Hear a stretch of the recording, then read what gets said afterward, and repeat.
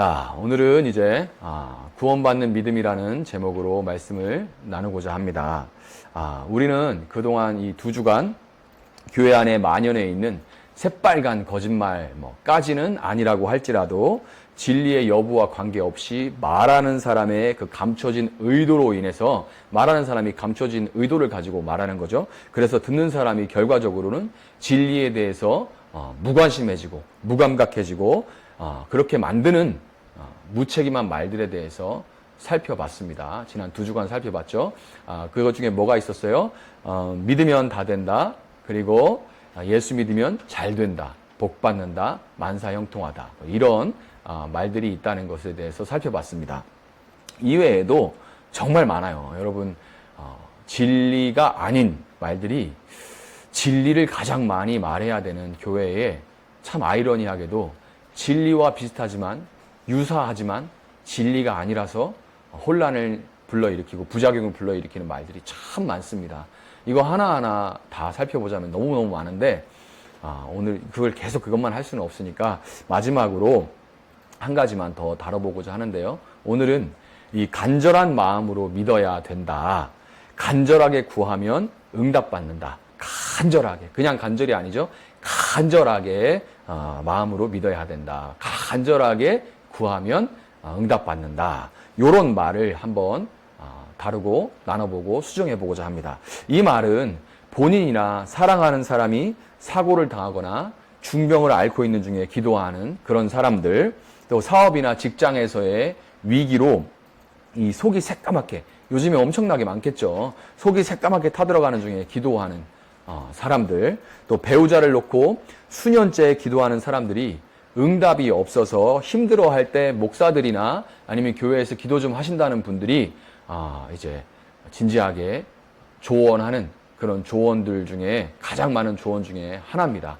간절하게 기도하면 하나님 반드시 응답하실 거예요. 간절하게 한 번 더 기도해 보세요. 뭐 이런 거죠. 간절하게 기도하라고 할 때는 간절한 마음으로 금식을 해야 된다. 며칠 작정을 해야 된다.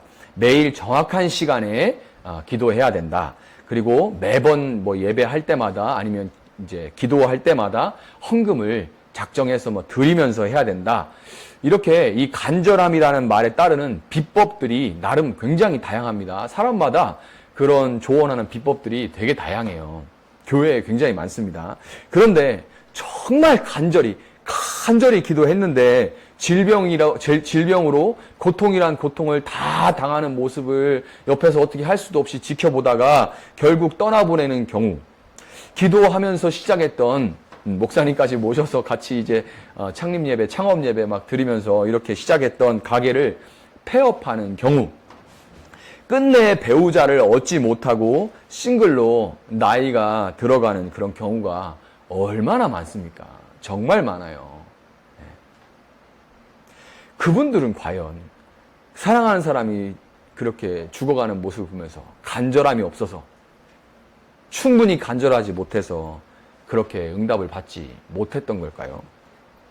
간절한 믿음 하면 저는 암으로 고통하던 권사님이 생각납니다. 간절하다가 하면 정말 그 권사님이 바로 생각이 나요. 병상에서 이 권사님께서 뭐라고 하셨냐면, 목사님, 제가 믿음이 더 강했다면 하나님께서 저를 고쳐주셨을 텐데요. 이렇게 말씀하셨어요. 믿음이 더 강했다면, 제 믿음이 너무 약하고 부족해서 믿음이 더 강했다면 하나님이 저를 고쳐주실 텐데요. 자기 탓하고 있는 거죠. 너무 마음이 아팠습니다. 그러면서 이렇게 말씀하시는 거예요. 마지막으로 제가 한 번만 더 간절하게 다 끊고 한 번만 더 간절하게 기도해보고 싶어요. 이렇게 말씀하셨던 기억이 납니다. 제가 못하게 했어요. 그렇게 못하게 했지만, 그렇지만 그 말씀하시는 걸 들으면서 가슴이 정말 찢어지는 줄 알았습니다. 그리고 저도 당연히 간절하게 기도했죠. 저는 성도들이 그렇게 되면은, 목사들은 대부분 그럴 겁니다. 정말 간절하게 기도하거든요. 애가 한 장이 끊어지도록 그렇게 기도를 하는데 결국 그 권사님 소천하셨어요. 여러분, 간절하게 구해야 된다고 이렇게 말하는 사람들의 속내에는 나쁜 의도가 있겠습니까? 분명히 어떤 의도가 있겠어요? 그 열심을 부추겨서 잘 됐으면 좋겠다.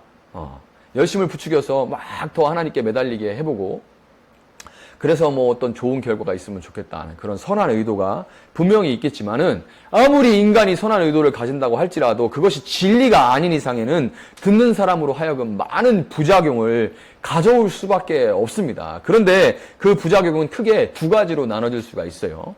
먼저는 너무 당연하게도 하나님에게 배신감을 느끼고, 그리고 하나님에게 실망해서 하나님을 떠나거나 신앙에 굉장히 냉소적이 되는 겁니다. 이거는 어떻게 보면 굉장히 자연스러운 거죠. 그런데 어쩌면 이 하나님을 탓하는 것이 더 낫다, 차라리 더 낫다라고 할 수 있는 것이 왜 그러냐면, 만약에 이것이 이렇게 간절하게 하는데도 응답이 없거나 반대의 경우가 막 나타나고 이런 경우가 있을 때, 부족한 내 믿음이 문제다라고 그렇게 받아들일 경우에는 그 부족한 믿음을 채워줄 긍정과 축복, 그리고 성공을 전하는 그런 설교와 예배를 찾아다니게 됩니다. 그런 설교와 그런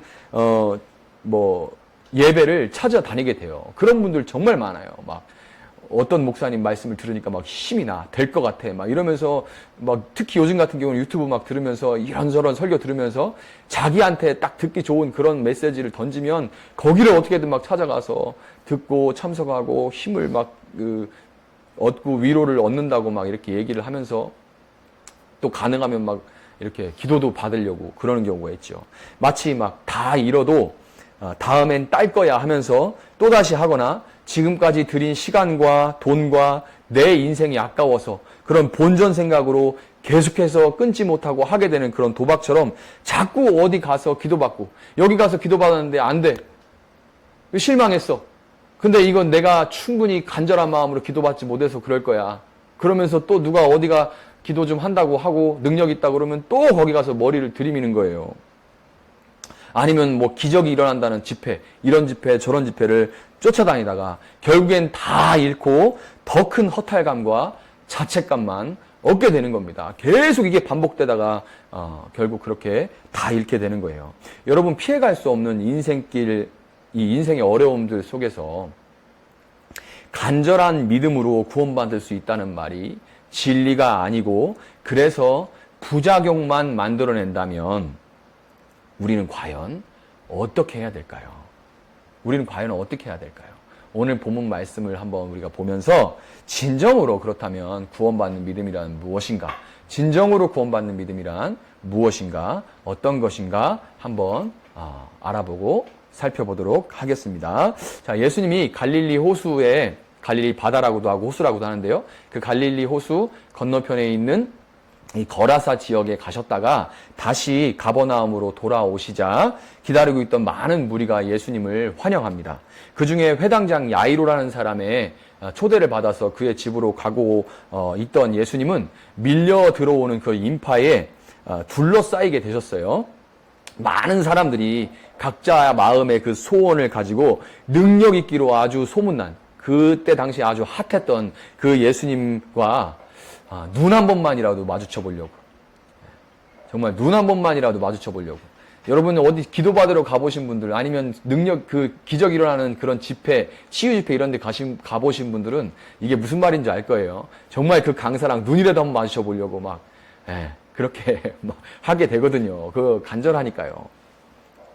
그래서 이 능력이 있다고 소문난 예수님과 눈 한 번이라도 마주치려고 이렇게 애를 쓰면서 막 몰려들은 거예요. 그렇게 인파에 떠밀려 가다시피 하시던 예수님이 갑자기 가시던 길을 딱 멈춥니다. 가시다가 딱 멈추더니 정색을 하시고 이렇게 말씀하시는 거예요. 뭐라고 해요? 내게 손댄 자가 누구인가? 누구인가? 이렇게 말씀하시는 거예요. 누구인가? 근데 이게 관심법이신 거죠? 근데 이게 무슨 황당한 질문입니까? 이게 정말 황당한 질문이에요. 만원 버스나 지하철에서 한 덩어리가 돼서 밀고 밀리는데 과연 그 중에 누가 손을 댔는지 알 게 뭐예요? 만약에 서로 그렇다고 해도 댄 사람도 몰랐을 겁니다. 이런 상황에서는 내가 손을 댔다 해도 내가 됐는지 안 됐는지도 모를 거예요. 막 밀고 밀리고 있으니까. 이게 얼마나 그러니까 황당한 질문이에요.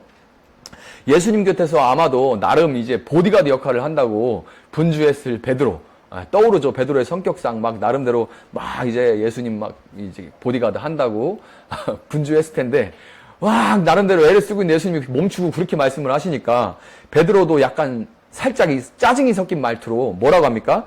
주님, 무리가 밀려들어서 밀고 있습니다. 그러니까 스승님이니까, 선생님이니까, 이게 뭔 소리예요? 이렇게 말은 못하고, 다 밀고 있습니다. 이렇게 짜증 섞인 말투로 그렇게 말을 하고 있습니다. 그런데 이렇게 갑자기 싸해진 분위기 속에서 한 여인이 떨면서 나와서 엎드려 자기가 예수님의 몸에 손을 댄 이유와 또 자기가 다 나았다고 그렇게 고백을 합니다. 그 여인은 12년째 혈루증을 앓고 있었는데 예수님의 옷가에 손을 대자 갑자기 자기 몸이 거뜬해지고 상쾌해지는 것을 느꼈어요.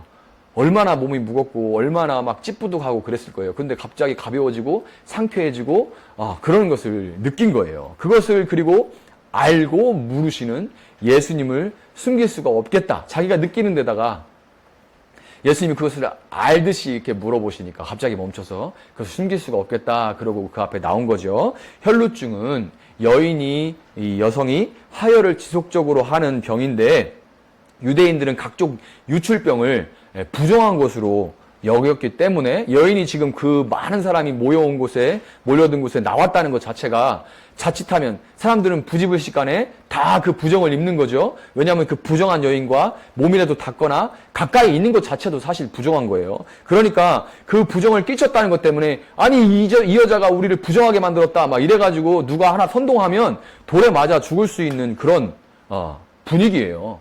그런 위험을 지금 이 여인이 감수한 겁니다.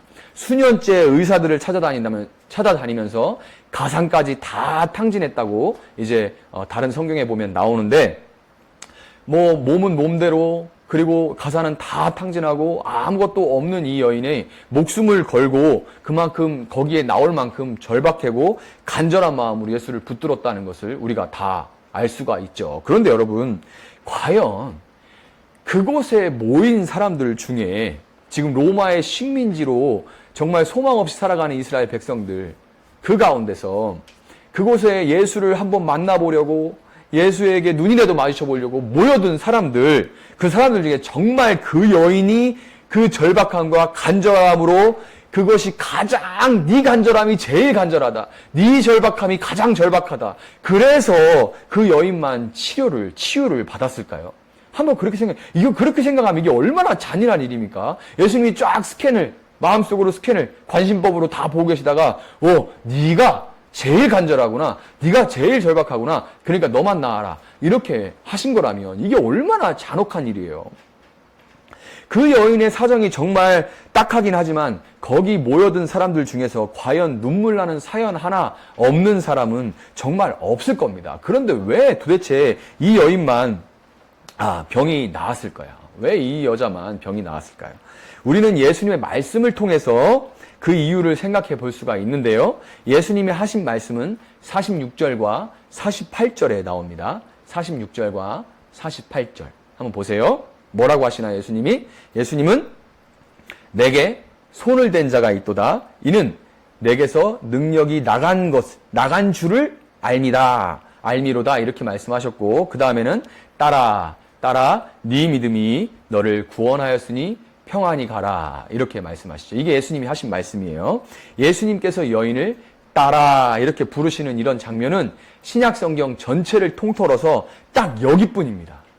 예수님이 누군가를 향해서 따라 이렇게 부르시는 것은 신약 성경에 딱 여기뿐이에요. 그만큼 예수님은 이 여인과 이 여인의 믿음을 정말 사랑스럽게 여기셨던 건데요. 네 믿음이 너를 구원하였다. 이렇게 말씀하신 것까지 우리가 보면 우리는 이 여인의 믿음은 분명히 다른 사람들의 그런 믿음과는 다르다는 것을 알 수가 있죠. 네 믿음이 너를 구원했다. 따라 이렇게 부르시는 그 예수님의 모습만 봐도 우리는 이 여인의 믿음이 다른 사람들과 다르다는 것을 알 수가 있어요. 그러면 이게 대체 얼마나 대단한 믿음이길래 이렇게 혼자 치유를 받았는가 이걸 봐야 되겠죠. 여러분 제가 지난주에 믿음은 명사가 아니라 동사다. 믿음은 명사가 아니라 동사다. 이렇게 몇 차례 말씀을 드렸는데요. 동사라는 것은 목적어를 가지고 있다는 얘기죠. 동사라는 것은 목적어를 가지고 있다는 거예요. 다시 말해서 믿다라는 동사는 무엇을 이라는 목적어를 가지고 있는 거죠. 무엇을 믿는가? 믿다라는 동사는 무엇을 이라는 목적어를 가지고 있는 거예요. 결국에 이 여인의 믿음이 다른 사람들과 달랐다는 것은 이 여인의 믿음에는 목적어가 다른 사람들과 달랐다는 의미인 겁니다. 이 여인의 목적어는 다른 사람들과 달랐다는 거예요.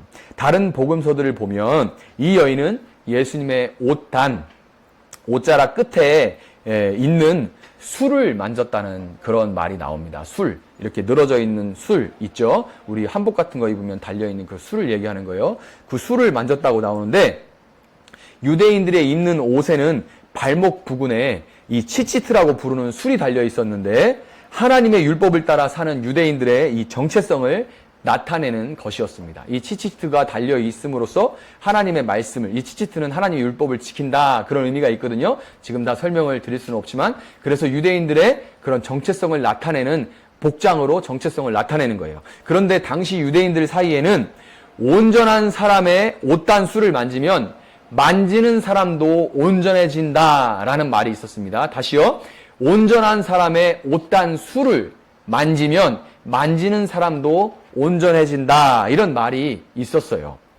그러니까 정리해보면 뭐예요? 이 여인은 예수님을 온전한 사람, 즉 유대인들이 그토록 기다리던 구원자 메시아로 알고 메시아를 보내주시겠다라고 약속하신 하나님의 그 말씀이 그대로 이루어졌다는 이것이 목적인 거죠. 이것을 믿었던 거예요. 그 약속을 하시고 그 약속을 지키시는 하나님, 그것이 하나님이 목적어인 거예요. 예수님이라는 메시아로 예수님을 알고 그 메시아를 보내겠다 하신 그 하나님의 약속이 그대로 성취된 것. 그러니까 뭐예요? 하나님의 말씀, 약속, 그리고 그 약속을 주신 하나님이 그 여인의 목적어였던 겁니다. 저분이 하나님의 약속대로 이 땅을 구원하기 위해서 오신 메시아라면 깨지고 상한 이 세상을 회복하고 심판하고 회복하고 약하고 망가진 것들을 다시 치유하시고 회복하실 분이라면 저 온전한 분은 내 부정함도 씻어주실 수 있을 거야 라고 그 여인은 작은 믿음을 가지고 있었던 거예요. 여러분, 여인의 절박한 사연과 간절함이 아니라 이 여인의 예수님에 대한 소박한 지식, 대단한, 여러분이 지금 알고 있는 그런, 여러분 생각보다 지금 되게 많이 알고 계신 거예요. 이 여인보다 많이 알고 계십니다. 그런데 이 여인이 가지고 있는 믿음은 굉장히 소박한 믿음이죠. 저분이 하나님 보내신 메시아, 구원자구나.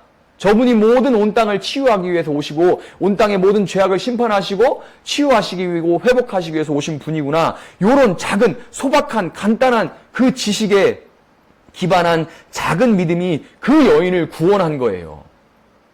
절박함이나 그런 것이 아니라, 간절함이 아니라, 여러분, 구원받는 믿음이라는 것은 간절한 믿음이나 확신 있는 믿음이 아니라 확실합니다, 믿습니다, 이렇게 하는 그런 믿음이 아니라 예수님이 누구시며, 분명합니다, 예수님이 누구시며 무엇을 하시는 분인지 알고 믿는 작은 믿음이 구원을 받는 믿음입니다.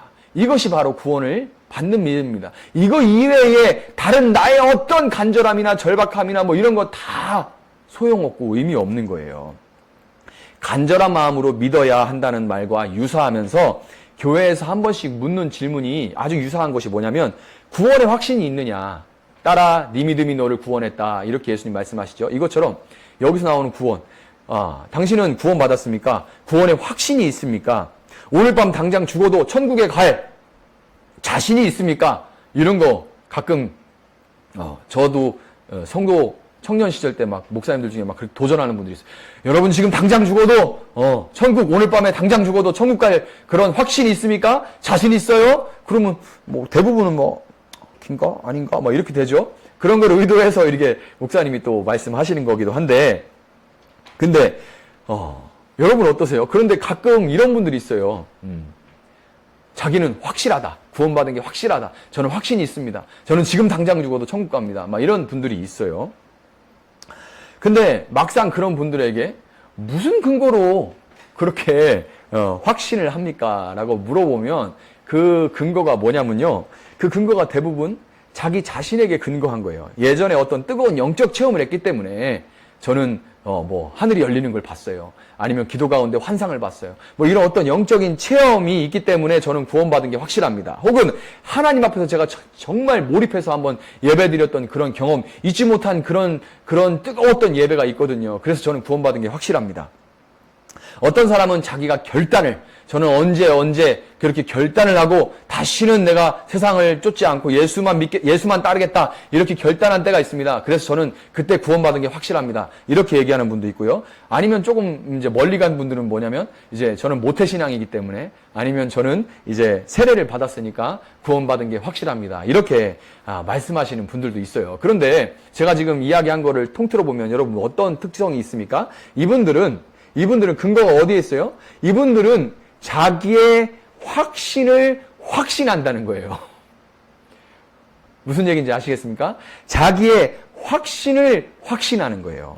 여러분, 하나님이 아니라 나의 확신에 의존할 때 구원조차 나 중심이 돼서 내가 원하는 거, 내가 사랑받는 거, 내 종교적 체험에 초점을 맞춰서 내가 믿고 싶은 것을 믿게 되는 일이 발생할 수가 있어요.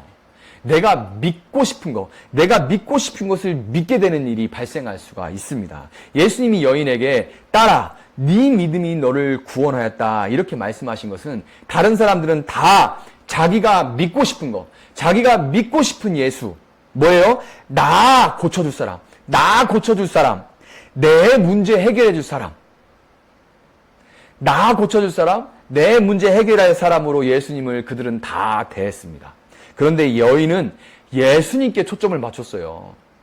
예수님께 초점을 맞추고 그분의 수를 온전한 분으로 인정하고 그분의 수를 만짐으로써 그분을 메시아로 인정하고 그럼으로써 온전하신 예수님의 다스림을 받는 새로운 존재가 되었다는 그런 의미인 거예요. 그렇게 예수님께서 말씀하신 것은 네 믿음이 너를 구원하였다 이렇게 말씀하신 것은 그 여인은 예수님의 다스림을 받는 온전한 존재로 새로운 존재로 변화받았다 이런 의미인 겁니다. 여인이 예수님의 다스림을 받는 새로운 존재가 되었다는 것을 증명해주는 말씀이 바로 예수님의 말씀 중에 이는 내게서 능력이 나간 줄 알미라 이렇게 말씀하신 그 말씀이에요. 이런 말씀도 성경에 유일합니다. 예수님이 내게서 능력이 나갔다 이렇게 말씀하세요. 나갔다. 네. 여인은 자신의 간절함이나 어떤 수단으로 예수님의 능력을 받아낸 거, 이렇게 막 끌어낸 것이, 제가 믿습니다. 제가 믿으니까 예수님이 주실 줄 믿습니다. 이게 아니고, 끌어내거나 받아낸 것이 아니에요. 자기의 간절함과 절박함, 막 40일 금식하고 막 매달려가지고 끌어내, 하늘의 보좌를 막 흔들어가지고 끄집어내, 줘야만 해. 이렇게, 내가 믿으니까 살려주세요. 고쳐주세요. 뭐 이렇게 되는 그게 아니라, 그저 예수님을 인정하면서 그의 처분에 맡겼고 그 앞에 엎드려 그의 옷단수를 만짐으로 그분을 메시아로 인정하고 그분의 처분에 맡겼고 그때 그분을 그렇게 인정하면서 맡겨드렸을 때 그에게서 자연스럽게 흘러나오는 예수님으로부터 흘러나오는 예수님의 능력을 받아서 누렸던 거예요. 이게 아주 비슷한 것 같지만 굉장히 다릅니다. 내가 끄집어내는 거냐, 나는 그분을 인정하고 그분에게서 흘러나오는 것을 받아 누리느냐, 이것은 굉장한 차이가 있는 거예요. 여러분, 우리가 하나님을 믿을 때 하나님이 우리에게 복을 주시지 않겠습니까? 여러분, 하나님이 우리에게 사랑을 주시지 않을까요? 분명히 후하게 주시죠. 그런데 우리는 이 부분에서 종종 혼돈에 빠지게 됩니다. 우리는 하나님 자신을 믿기보다는 하나님이 나를 위해서 무엇을 해주시리라는 것을 믿고 싶어 하기 때문이에요. 하나님을 믿는 것보다는 하나님이 나를 위해 무언가 해주시리라는 것을 믿고 싶어 해요. 우리는 하나님 자신을 믿기보다 하나님이 우리를 위해서 나를 위해 무언가 해주시리라는 것을 믿고 싶어 하는 그런 존재들입니다. 이걸 쉽게 말하면 우리는 하나님이 뜻이 이루어지기를 원한다고, 뜻이 하늘에서 이루어진 것 같이 땅에서도 이루어지이다 이렇게 고백을 숱하게 하지만, 그러나 그것이 내가 원하는 대로 이루어지길 원하나이다 라고 뒤에 사족을 붙인다는 거예요. 내가 하나님 뜻이 이루어지기를 원하지만 그러나 내가 원하는 방식으로 내가 원하는 때에 이루어지기를 원하나이다 이렇게 우리는 구하고 있다는 거예요. 하나님의 사랑도 마찬가지죠. 하나님이 우리를 누구보다 사랑하신다는 것은 너무 진리이지만, 그렇다면 우리는 종종 도가 지나쳐서 하나님이 우리를 사랑하시니까 마치 우리의 그런 모든 필요를 채워주시기 위해서만 존재하는 것처럼 여기게 될 때가 정말 많아요. 하나님을 그렇게 우리의 필요를 막 공급하고 채워주고 그런 것을 위해서만 존재하시는 분으로 어느새 나도 모르게 여길 때가 정말 많습니다. 여러분, 하나님은 우리에게 모든 것을 공급해 주시고 주시기를 원하시지만, 그렇지만 하나님은 이런 것들을 주기 위해서 존재하시는 분은 아닙니다. 그런 것들을 주기 위해서만 계시는 분은 결코 아니죠. 하나님은, 우리가 너무 쉽게 잊어버리는 거, 하나님은 모든 것들보다 크신 분이에요. 하나님은 모든 것들보다 크신 분입니다. 이런 하나님이 우리를 통해서 하나님의 나라를 세우고자 하시는 뜻을 세우셨기 때문에 내가 세우는 것이 아니라 하나님이 세우시는 거예요. 하나님이 나를 통해서 하나님 나라를 세우시기로 뜻을 세웠기 때문에 나머지 것들은 그것에 비해서는 다 부차적이고 부수적인 것들일 뿐이에요. 우리가 무엇을 원하는지, 우리가 무엇을 간절히 바라는지는 사실 중요한 게 아닙니다. 부차적인 것이에요. 진짜 중요한 것은 하나님의 뜻이 우리를 통해서, 하나님의 다스림이 우리를 통해서, 내 인생을 통해서 어떻게 드러나는가 하는가예요. 우리가 다 70에서 80 사는데 우리 인생을 통해서, 이 짧은 인생을 통해서 하나님의 뜻이 어떻게 펼쳐져 가는지, 그 다스림이 우리 인생을 통해서 어떻게 드러나는지가 중요한 겁니다. 여러분, 우리는 혈루병 여인을 자칫 간절함으로 질병을 치료받은 여인의 대명사 이렇게 여길 수가 있지만, 그것은 내가 원하는 것을 원하는 때에 받고자 하는 우리의 관점을 투사해서 말씀을 본 결과일 뿐입니다. 지성이면 감천이라는 말과 무속의 영향을 강하게 받는 우리 문화에서 간절한 마음으로 믿어야 된다, 간절하게 구하면 응답받는다, 이런 말은 결국 진리가 아니라 하나님을 내 마음대로 좌지우지, 이 주무르려고 하는 그런 마음, 하나님을 알라딘의 램프의 진이나 수호 천사로 여기려는 그런 시도인 겁니다. 그런 의도는 없었어요 라고 말할지 몰라도 그 깊은 곳에 너가 간절히 기도하면 하나님은 움직일 수 있어 라는 의도를 담고 있기 때문에, 그래서 부작용이 그렇게 나타나는 거예요. 여러분, 성경을 보면 하나님의 뜻을 따라 사는 어떤 사람은 부유해집니다. 아브라함이나 이삭이나 여러분 보세요. 막 하나님의 뜻을 따라 사니까 막 부유해져요. 그렇지만 어떤 사람은 또 그렇게 하나님의 뜻을 따라 사는데 가난해지기도 합니다. 사도 바울이나 막 이 복음 전도자들 보세요. 사도 바울은 원래 굉장히 부자였습니다. 그런데 나중에 굉장히 가난해지죠. 이것은 하나님께서 결정하실, 이 부유해지고 빈해지고 하는 것들은 하나님이 결정할, 하나님이 고유의 몫이고, 우리 각자가 부유해지고 가난해지는 것을 택하는 것은 아닙니다. 그것은 그분께 맡겨드리는 것이 우리 믿는 자들이고, 우리가 할 일은 하나님이 어떻게 하시든 그분의 처분을, 그분의 옷자락을 만지면서 그분의 처분, 이분이 나의 구원자, 이분이 나의 주인, 이분이 메시아라고 인정하면서 그분의 처분을 따르겠다는 결단인 겁니다.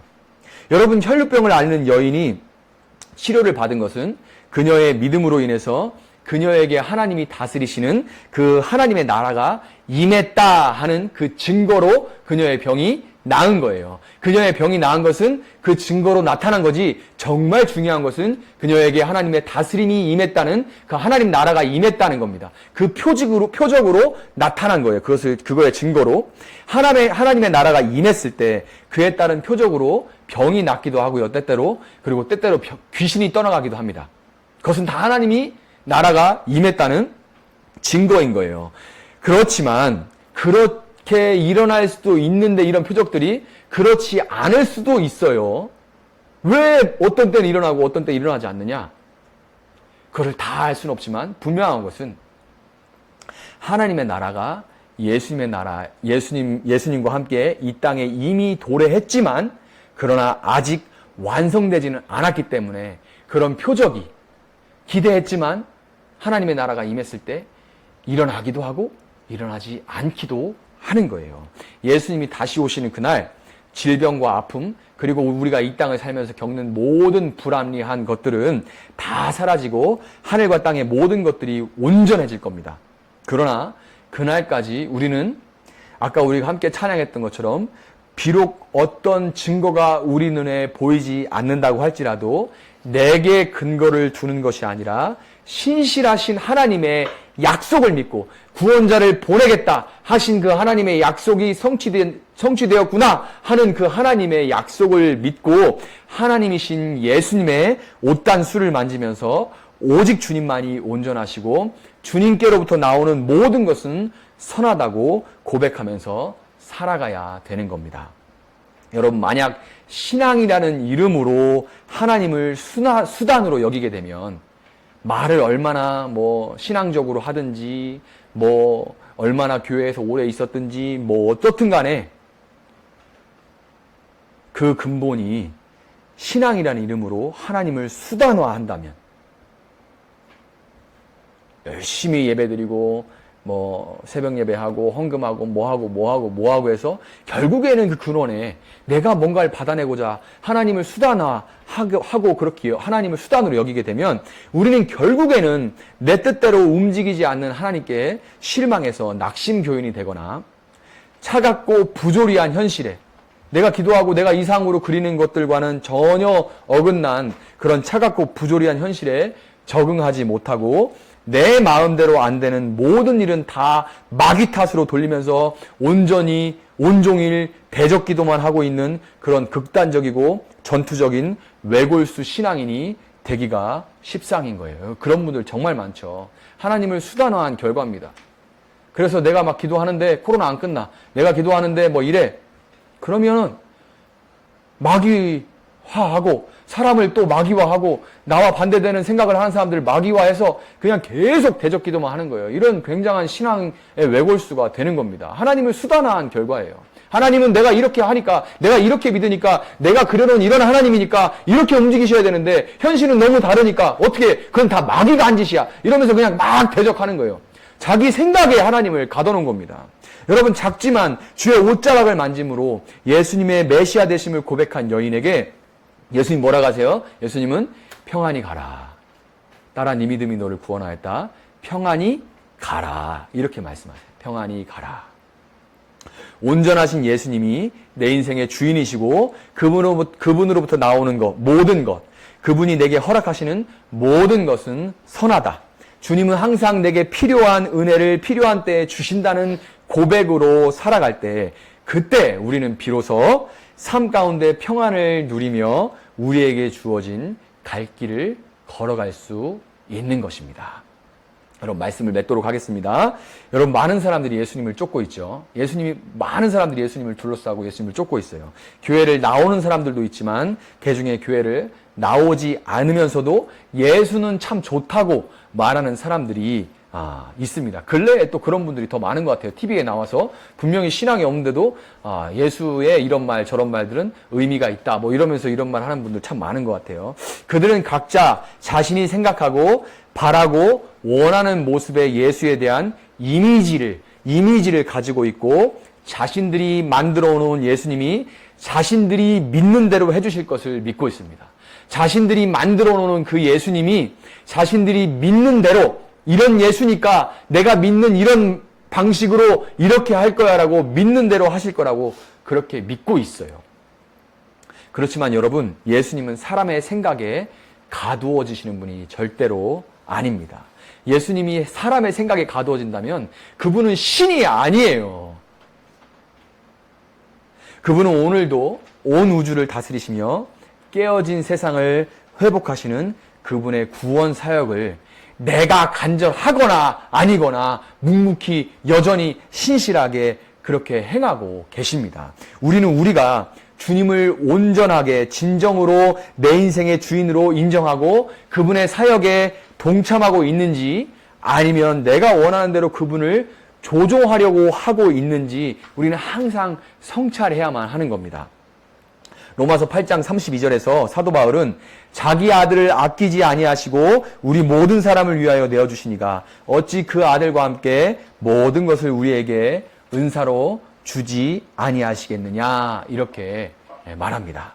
예수님이 우리에게 허락하시는 모든 것은 선하다는 믿음으로 우리 삶의 참 주인이신 주님의 옷자락을 만질 때 우리는 예수님에게서 나온 모든 것을 은혜로 누리며 사람들 앞에 내 영혼이, 내 삶이, 내 인생이, 관계가 건강히 나았다 이렇게 고백할 수 있는 거예요. 비록 두렵고 떨리지만 그러나 사람들 앞에서 내가 바라는 방식은 아니었을지 몰라도 주님 앞에서 나온 건 선해. 그래서 나는 평안하다. 난 다 나았어. 내 관계는 평안함으로 회복되었어. 내 건강은 이렇게 예수님으로 인해서 사람들 앞에 고백할 수가 있는 겁니다. 오늘 예배 가운데 예수님 앞에 엎드려 경배하며 그분의 주되심과 구원자 되심을 인정하는 모든 성도님들이 혈루병을 앓던 여인과 같이 예수님의 정하심으로 모든 부정함에서 씻김받고 평안 가운데 각자 자기에게 맡겨진 그 길을 끝까지 걸어갈 수 있기를 주님의 이름으로 축복합니다.